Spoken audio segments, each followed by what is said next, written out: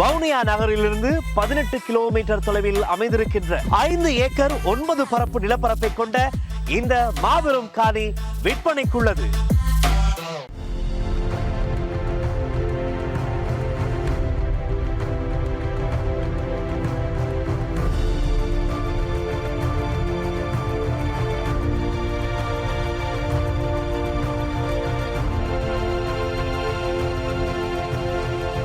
வணக்கம்.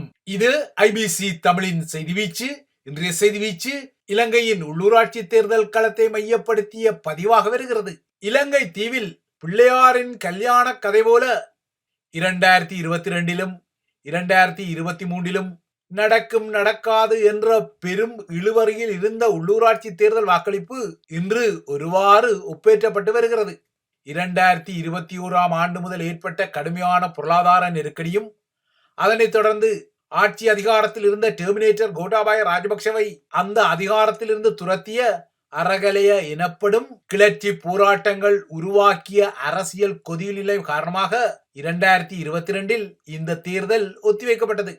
கோட்டாபாய ராஜபக்ச துரத்தப்பட்ட பின்னர் ராஜபக்சக்களின் விட்டகுறை தொட்டகுறை நாடாளுமன்ற உறுப்பினர்களால் ஆட்சி கொலுவேற்றப்பட்ட ரணில் விக்ரமசிங்க யதார்த்தமாக 2023 இந்த தேர்தலை நடத்தி இருக்க வேண்டும். எனினும் நாட்டில் நிதி இல்லை என்ற அடிப்படையில் இந்த தேர்தல் ரணிலால் கால வரையறையின்றி ஒத்திவைக்கப்பட்டது. இதன் அடிப்படையில் கடந்த 2023 மார்ச் முதல் இலங்கை தீவில் ஒரே ஒரு உள்ளூராட்சி சபையை விட அனைத்து உள்ளூராட்சி சபைகளும் மக்களால் தெரிவு செய்யப்பட்ட பிரதிநிதிகள் இல்லாமல் ஆணையாளர்களால் செயற்படுத்தப்பட்டு வரும் நிலையில் இன்று இறுதிக்கட்டத்துக்கு வந்துள்ள இந்த வாக்களிப்பு இந்த நிலையை மாற்றி நாளை அதிகாலை முதல் மீண்டும் மக்கள் பிரதிநிதித்துவ முறைக்கு உள்ளூராட்சிகளை மாற்ற உள்ளது. இன்றைய வாக்களிப்பானது 2012 ஆண்டு 2016 ஆண்டு 2017 ஆண்டு ஆகிய 3 ஆண்டுகளில் திருத்தப்பட்ட ஸ்ரீலங்காவின் தேர்தல் சட்டங்களின் அடிப்படையில், அதாவது பிரதிநிதித்துவ மற்றும் விகிதாசார முறைகளால் பிரதிநிதிகளை தீர்மானிக்கும் வகையில் இடம்பெறுகிறது. இன்னும் சுட்டிப்பாக சொல்ல போனால் மிக்ஸ்ட் மெம்பர் ப்ரொபோர்ஷனல் ரெப்ரசன்டேஷன் எனப்படும் கலப்பு உறுப்பினர் விகிதாசார பிரதிநிதித்துவம் சார்ந்த தேர்தல் வாக்களிப்பு இது. இலங்கையின் தேர்தல் வரலாற்றில் அதிக வாக்காளர்கள் பங்கெடுக்கக்கூடிய தேர்தல் களமாக இது பதிவாகி கொண்டாலும் இந்த வாய்ப்பை அனைத்து வாக்காளர்களும் இன்று பயன்படுத்தி கொண்டார்களா என்பது ஒரு முக்கியமான கேள்வி. இன்றைய தேர்தலை பொறுத்தவரை ஒவ்வொரு உள்ளூர் அதிகார சபையும் வார்ட்ஸ் எனப்படும் வட்டாரங்களாக பிரிக்கப்பட்டுள்ள நிலையில் ஒவ்வொரு உள்ளூராட்சிக்கு தெரிவாகும் முகங்களில் 60% முகங்கள் நேரடியான வாக்களிப்பு முறை மூலமும் மீதமுள்ள 40% முகங்கள் விகிதாசார பிரதிநிதித்துவ முறை மூலமும் தெரிவு செய்யப்படுவது நீங்கள் அறிந்த விடயம். இந்த தேர்தலை பொறுத்தவரை உள்ளூராட்சி மையங்கள் வட்டாரங்களாக பிரிக்கப்பட்ட நிலையில் அவ்வாறாக பிரிக்கப்பட்ட ஒவ்வொரு வட்டாரத்திலும் உள்ள வாக்காளர்கள் தங்கள் வாக்குச்சீட்டில் ஒரு கட்சி அல்லது ஒரு சுயேட்சை குழுவுக்கே புள்ளடி போட்டுக் கொள்வார்கள். இவ்வாறு போடப்படும் புள்ளடிகளில் அதிக வாக்குகளை பெறும் கட்சி அல்லது சுயேட்சை குழு வெற்றி பெற்றதாக அறிவிக்கப்படும். ஒரு வட்டாரத்தில் பல உறுப்பினர்கள் இருந்தால் அதிக வாக்குகளை பெறும் கட்சி அல்லது சுயேட்சை குழுவிலிருந்து 2 அல்லது 3 வேட்பாளர்கள் கூட வெற்றியாளர்களாக அறிவிக்கப்படக்கூடும். இந்த முறை first past the post method எனப்படும் முறை மூலம் தெரிவு செய்யப்படுவதற்கான முதல் கட்டம். இவ்வாறு முதற்கட்டத்தில் 60% உறுப்பினர்கள் முடிவு செய்யப்பட்டால் மீதமுள்ள 40% இடங்களுக்கு விகிதாசார பிரதிநிதித்துவ முறை மூலம் உறுப்பினர்கள் தெரிவு செய்யப்படுவார்கள். இந்த விகிதாசார நடவடிக்கைக்காக ஒட்டுமொத்தமாக உள்ளூராட்சி மையம் ஒன்றில் பெறப்பட்ட வாக்குகள் கணக்கிடப்படும். அவ்வாறாக மேற்கொள்ளப்படும் கணக்கில் கட்சிகள் மற்றும் சுயேட்சை குழுக்கள் பெறும் மொத்த வாக்குகள் எண்ணப்பட்ட பின்னர் அந்த எண்ணிக்கையின் அடிப்படையில் இந்த 40%க்கும் இடங்கள் ஒதுக்கப்படும். இந்த கலப்பு முறையிலும் விகிதாசார முறையிலும் தத்தமது தரப்பில் உறுப்பினர்களை தெரிவு செய்வதற்காக கட்சிகளும் சுயேட்சை குழுக்களும் ஏற்கனவே பல விதிகளையும் நியமங்களையும் கடந்திருக்க வேண்டும். அந்த வகையில் அந்த தரப்புகள் வட்டாரங்களுக்கான வேட்புமனுக்கள் எனவும் விகிதாசார வேட்புமனுக்கள் எனவும் தனித்தனியான வேட்புமனுக்களை ஏற்கனவே சமர்ப்பித்திருக்க வேண்டும். அவ்வாறாக சமர்ப்பிக்கப்படும் வேட்புமனுக்களில் இளையோர் மற்றும் பெண் வேட்பாளர்களையும் அவர்கள் விதிகளுக்கு ஏற்ப இணைத்திருக்க வேண்டும். இவ்வாறாக ஒரு உள்ளூராட்சிக்கு வட்டாரங்களுக்கான வேட்புமனுக்கள், விகிதாசாரத்துக்கான வேட்புமனுக்கள், வேட்புமனு பத்திரத்தில் உள்ளடக்கப்பட வேண்டிய இளையோர்கள், இதற்கும் அப்பால் பெண்கள் என இருந்த விடயங்களை சரிவர அறியாமல் தான் கடந்த சில வாரங்களுக்கு முன்னர் கட்சிகளும் சுயேட்சை குழுக்களும் தத்தமது தரப்பிலிருந்து வேட்பு மனுக்களை சமர்ப்பித்துக் கொண்டதால் அவையாவும் தடாலடியாக நிராகரிக்கப்பட்டு அதனால் பெரும் சர்ச்சைகள் எழுந்தமையும் இங்கு நினைவூட்டத்தக்கது.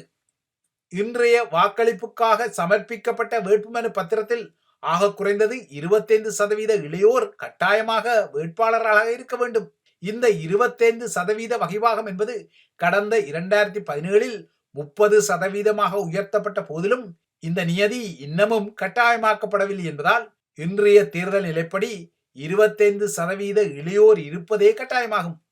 இதற்கும் அப்பால் ஒரு வட்டாரத்துக்குரிய வேட்புமனுக்களில் அனைத்து கட்சிகளும் சுயேட்சைகளும் தமது வேட்புமனுக்களில் உள்ளடக்கப்பட வேண்டிய பெண் வேட்பாளர்களின் எண்ணிக்கையை மொத்த உறுப்பினர் என்ற அடிப்படையில் 10% கொண்டிருக்க வேண்டும். ஆனால் இதுவே விகிதாசார அடிப்படையிலான அவர்களின் வேட்புமனுக்களில் 50% இருக்க வேண்டும். இவ்வாறாக சிக்கலான விதிகள் நியமங்கள் இருந்ததால் தான் அனுபவம் கொண்ட அரசியல் கட்சிகளை தவிர ஏனைய கட்சிகளும் சுயேட்சைகளும் வேட்புமனு தாக்கலின் போது பல சிக்கல்களை எதிர்கொண்டு தகுதி இழப்பையும் பெற்றிருந்தன. இன்றைய உள்ளூராட்சி தேர்தல் களத்தை பொறுத்தவரை கடந்த வருட இறுதியில் இடம்பெற்ற அரச தலைவர் தேர்தல் களம் போல இல்லையென்றால் நாடாளுமன்ற தேர்தல் களம் போல ஒரு ஆர்வம் மக்களிடம் இல்லை என்பதற்குரிய ஆதாரங்கள் இன்று காலை முதலே தெளிவாக வெளிப்பட்டன.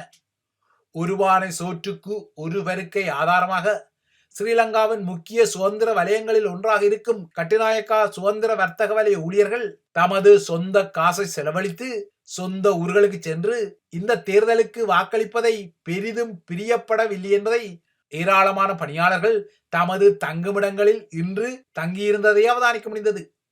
அதாவது தமது சொந்த காசை செலவழித்து ஊருக்கு போய் வாக்களிக்கும் அளவுக்கு இந்த தேர்தலை அவர்கள் பெரிதாக கணக்கில் எடுக்கவில்லை என்பதற்கு ஆதாரம் தெளிவாகவே இன்று காலை வெளிப்பட்டது.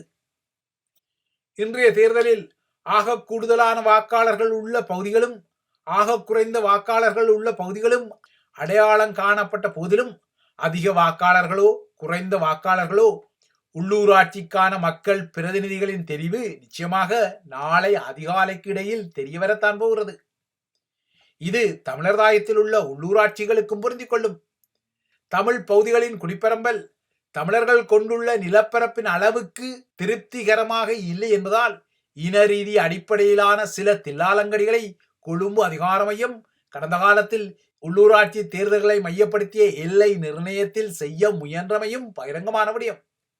ஆகமொத்தம் இன்றைய வாக்களிப்பினூடாக நாளை அதிகாலைக்கு இடையில் ஒரு உள்ளூராட்சியில் ஒருமை வட்டார மட்டத்தில் உள்ள உறுப்பினர்களின் எண்ணிக்கையும் பன்மை வட்டார மட்டத்தில் உள்ள உறுப்பினர்களின் எண்ணிக்கையும் விகிதாசார அடிப்படையில் உள்ள உறுப்பினர்களின் எண்ணிக்கையும் அதேபோல இளையோர் மற்றும் பெண் உறுப்பினர்களின் எண்ணிக்கையும் தீர்மானிக்கப்படும் என்பது நிதர்சனமானது. அதன் பின்னர்தான் குறித்த உள்ளூராட்சி சபைகளுக்குரிய தவிசாளரும் துணை தவிசாளரும் தீர்மானிக்கப்படுவார்கள். நாளை அதிகாலைக்கு இடையில் வெளிப்படக்கூடிய தேர்தல் முடிவுகளில் ஒரு அரசியல் கட்சி அல்லது சுயேட்சை குழு குறித்த உள்ளூர் அதிகார சபையின் மொத்த உறுப்பினர் எண்ணிக்கையில் 50% மேல் வெற்றி பெற்றிருந்தால் குறித்த கட்சியின் செயலாளரும் இதுவே சுயேட்சை குழுவாக இருந்தால் அந்த குழுவின் தலைவரும் இந்த பதவிகளுக்கு யாரை இருத்துவது என்ற முடிவை எடுக்க முடியும். இதற்கு மாறாக எந்த ஒரு அரசியல் கட்சியும் அல்லது எந்த ஒரு சுயேட்சை குழுவும் குறித்த உள்ளூர் அதிகார சபையின் மொத்த உறுப்பினர் எண்ணிக்கையில் 50% எண்ணிக்கையை தாண்ட தவறினால் குறித்த உள்ளூராட்சி சபையின் முதலாவது கூட்டத்தின் போது அங்கு சமூகமளித்த உறுப்பினர்களையே நடத்தப்படும் வாக்கெடுப்பின் மூலம் மேற்படி நியமனங்களுக்குரிய நிரப்புதல்கள் இடம்பெறலாம். இன்றைய தேர்தலில் தென்னிலங்கை தரப்பை புறக்கணித்து தமிழ் தேசியத்தை நிலைநிறுத்திக் கொள்ளுமாறும் தமிழ் பகுதிகளில் ஏகேடிஆரின் தேசிய மக்கள் சக்தியை புறக்கணிக்குமாறும் இறுதி நேரம் வரை தமிழ் தேசியவாதிகளால் அழைப்பு விடுக்கப்பட்ட போதிலும் இந்த விடயத்தில் தமிழர் தாயக மக்களின் தீர்ப்பு எவ்வாறான தீர்ப்பாக வரப்போகின்றது என்பது சுவாரஸ்யத்துக்குரிய ஒரு விடயம். இதற்கிடையே இன்றைய தேர்தலில் கள்ள வாக்குகள் போடப்படுவதற்குரிய சாத்தியக்கூறுகள் ஒப்பீட்டு ரீதியில் அரசு தலைவர் தேர்தல் அல்லது நாடாளுமன்ற தேர்தலை விட அதிகமாக இருப்பதையும் மறுத்துக் கொள்ள முடியாது. இதனால் தான் இவ்வாறான முன்னெச்சரிக்கைகளும் வந்துள்ளன. உள்ளூராட்சி தேர்தலை பொறுத்தவரை அதன் வாக்கு எண்ணிக்கை அரசு தலைவர் தேர்தல் மற்றும் நாடாளுமன்ற தேர்தல்களைப் போல மத்திய வாக்கு எண்ணிக்கை நிலையங்களில் இடம்பெறுவதில்லை. மாறாக ஒவ்வொரு வட்டாரத்திலும் உள்ள வாக்களிப்பு நிலையங்களே வாக்கெண்ணு நிலையங்களாக மாறிக்கொள்வதால் இந்த வாக்கு எண்ணிப்பில் கண்காணிப்பு குறைவாக இருக்கக்கூடிய சந்தர்ப்பங்கள் அதிகம் என்பதால் இவ்வாறாக கள்ளவாக்கு போடப்படும் தில்லாலங்கடிகளுக்கு அதிக சாத்தியக்கூறுகள் இருப்பது குறித்த எச்சரிக்கைகளும் ஒப்பீட்டு ரீதியில் சற்று தூக்கலாகவே இருந்தது. இதற்கிடையே நாட்டின் இரண்டாவது தலையாரியும் பிரதமருமான ஹரணி அமரசூரியவே நாட்டின் தேர்தல் விதிமுறைகளை மீறி தேர்தல் பரப்புரை காலம் முடிந்தாலும் தமது திசைகாட்டிக்காரர்களை பரப்புரை செய்யுமாறு விடுத்த அழைப்பும் தற்போது கடும் விமர்சன அதிர்வலைகளை உருவாக்கியுள்ளது. அரசியல் தலைகளான தாங்கள் தங்கள் பரப்புரைகளை நிறுத்திக் கொண்டாலும் நீங்கள் அவ்வாறு அதனை செய்ய வேண்டியதில்லை. மாறாக தொலைபேசி அழைப்புகள் ஊடாக பரப்புரை செய்து கொள்ளுங்கள், அல்லது வீதியால் போகும்போது இவ்வாறான பரப்புரைகளை ஷேப்பாக செய்ய முடியுமே என முனைவர் தகுதி ஹரணி அமரசூரிய திசைகாட்டிக்காரர்களை கோரியமை இலங்கை தீவில் ஜனநாயகத்தை எதிர்நோக்கும் ஆர்வலர்களுக்கு அதிர்ச்சிகரமான ஒரு விடயமாக இருக்கக்கூடும். ஏனென்றால் சிஸ்டம் சேஞ்ச் என குறிப்பிட்ட இக்கேடிஆரின் திசைகாட்டி தரப்பே தற்போது ஜனநாயகத்தை புறந்தள்ளி பழைய ஆட்சிக்காரர்களின் பழைய சிஸ்டத்தில் பயணிக்க தலைப்படுவது குறித்த கவலைகள் தற்போது அனைத்துலக மட்டத்திலும் எழும்புகின்றன. இவ்வாறான கவலைகள் இருப்பதால் தான் இலங்கை தீவுக்கு இன்றைய உள்ளூராட்சி தேர்தல் முடிவுகளால் பெரும் பிரகாசம் கிட்டப்போவதில்லை என்ற கசப்பான கட்டியங்களும் வர தலைப்படுகின்றன. எனினும் மக்களின் தீர்ப்பே மகேசன் தீர்ப்பு என்பது நாளை அதிகாலைக்கு இடையில் இந்த உள்ளூராட்சி தேர்தல் களத்திலும் தெளிவாகவே தெரிந்துவிடும்.